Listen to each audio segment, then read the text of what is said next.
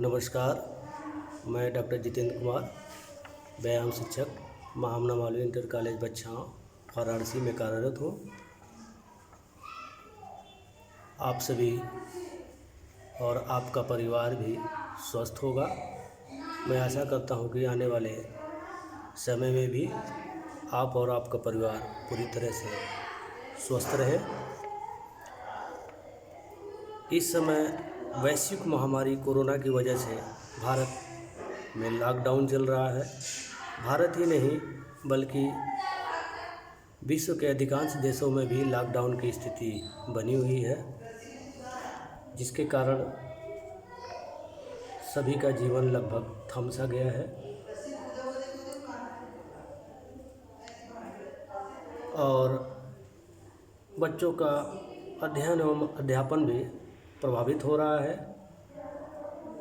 इस स्थिति में सरकार ने यह निर्णय लिया है कि बच्चों का अध्ययन एवं अध्यापन सुचारू रूप से जारी रहे, जिसके कारण प्रदेश सरकार ने एक गाइडलाइन जारी किया कि बच्चों को ऑनलाइन शिक्षा दी जाए।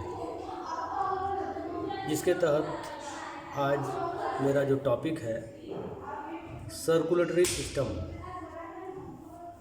अर्थात रक्त परिसंचरण तंत्र। इसके मुख्य जो दो भाग हैं, पहला हार्ट और दूसरा ब्लड वेसल्स। तीन प्रकार के होते हैं। पहला आर्टरी जिसे हम धमनी कहते हैं, दूसरा वेन या सिरा, तीसरा कैपिलरी या केशिकाएं। आर्टरी यानी धमनी में हमेशा ऑक्सीजन युक्त रक्त अर्थात शुद्ध रक्त प्रवाहित होता है या इसमें ऑक्सीजनेटेड ब्लड प्रवाहित होता रहता है। वेन में कार्बन डाइऑक्साइड युक्त रक्त प्रवाहित होता है अर्थात डीऑक्सीजनेटेड रक्त प्रवाहित होता रहता है। कैपिलरीज को देखा जाए तो धमनी का जहाँ पे मिलन होता है अर्थात जंक्शन को ही कैपिलरीज कहते हैं। कैपिलरीज हमारे शरीर के कोशिकाओं में इनका पूरी तरह से एक तरीके से देखा जाए जाल बिछा हुआ है। कैपिलरीज के माध्यम से ही कोशिकाओं में ब्लड एवं पोषक तत्वों का आदान प्रदान होता है। अब परिसंचरण तंत्र के मुख्य भाग का ये चित्र आपको दिखाई दे रहा है। आप इस चित्र को बुकों में भी देख लेंगे। साथ ही उस चित्र को रखकर मेरे अध्यापन का सदुपयोग करेंगे। अब हम चर्चा करते हैं हृदय पे। हृदय के किसी भी हृदय के 4 चेंबर होते हैं। 4 चेंबर अर्थात 2 ऊपर और 2 नीचे। जैसे आपका मकान है, 2 मंजिला मकान, 2 नीचे और 2 ऊपर। नीचे अर्थात नीचे का मतलब नीलय। ऊपर वाला भाग जो होता है आलिंद होता है। 2 चेंबर ऊपर वाले को आलिंद, 2 नीचे वाले को नीलय कहते हैं। यह मिलाकर कुल 4 चेंबर हो गए। यह 4 चेंबर 2 हिस्सों में बटा होता है, दाएं और बाएं। ये दायां भाग और इधर बायां भाग। दाहिने भाग में अशुद्ध रक्त, बाएं भाग में शुद्ध रक्त। सर्वप्रथम ब्लड जो है शरीर के निचले हिस्से से अर्थात इंफीरियर वेना केवा से होते हुए और शरीर के ऊपरी हिस्से अर्थात सुपीरियर वेना केवा, यानी वेना केवा का मतलब महाशिरा, ऊपरी महाशिरा और निचली महाशिरा से होते हुए ब्लड अशुद्ध रक्त सबसे पहले आता है दाहिने आलिंद में।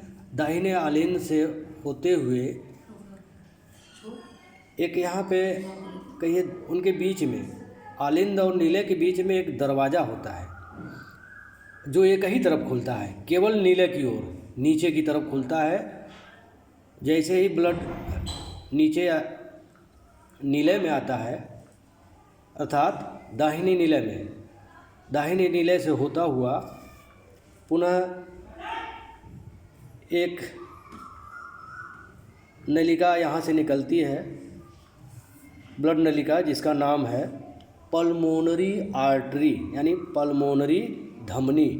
यह एक ऐसी धमनी है जिसमें अशुद्ध रक्त प्रवाहित होता है, अर्थात दाहिने नीले से होते हुए ब्लड पल्मोनरी आर्टरी यानी पल्मोनरी धमनी से होते हुए आगे जब निकलता है तो दो भागों में बढ़ जाता है। दिखाई दे रहा है आपको फिगर में। यह दो भागों में, एक भाग दाहिने फेफड़े में, दूसरा भाग बाएं फेफड़े में। यहाँ से होते हुए इस फेफड़े, दोनों फेफड़े से दो दो नलिकाएँ निकलती हैं, दो दो नलिकाएँ हैं जो आपको दिखाई दे रही हैं, ये रेड। यानी यहाँ से अब ऑक्सीजन युक्त रक्त निकलता है दोनों फेफड़े से। ऑक्सीजनेटेड रक्त यहाँ से होते हुए जाता है बाएं आलिंद में यानी लेफ्ट ऑरिकल में। आलिंद को ऑरिकल और नीले को वेंट्रिकल कहते हैं।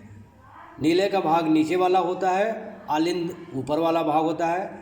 नीले मतलब नीचे वाला हिस्सा। याद करने का एक तरीका है, नीचे से नीले यानी नीचे का भाग जो होता है नीले होता है, ऊपर का भाग आलिंद होता है। तो अभी हम चर्चा कर रहे थे फेफड़े से होते हुए बाएं आलिंद में ऑक्सीजनेटेड ब्लड आता है। अब यहाँ पे बाएं आलिंद में आया, बाएं आलिंद से होते हुए फिर एक दरवाज़ा यहाँ पे भी मिलेगा जो एक ही तरफ खुलता है, और यहाँ आता है आपका बाएं नीले में। अब ये शुद्ध रक्त आ रहा है यहाँ से, फेफड़े से शुद्ध रक्त आया दाहिने आलिंद में, दाहिने आलिंद से बाएं आलिंद में, बाएं आलिंद से बाएं नीले से होते हुए फिर यहाँ से एक और नलिका निकलती है जिसका नाम है एओर्टा या महाधमनी। इसे महाधमनी कहते हैं। आगे चलकर धमनियों में बदल जाता है। धमनी से एओर्टा, आर्टरी से फिर बाद में केशिकाओं से होते हुए पूरे बॉडी में ये पहुंच जाता है ब्लड। अब फिर बॉडी से डीऑक्सीजनेटेड होकर पुनः रक्त जो है वापस दाहिने आलिंद में आता है। अब ये मोटा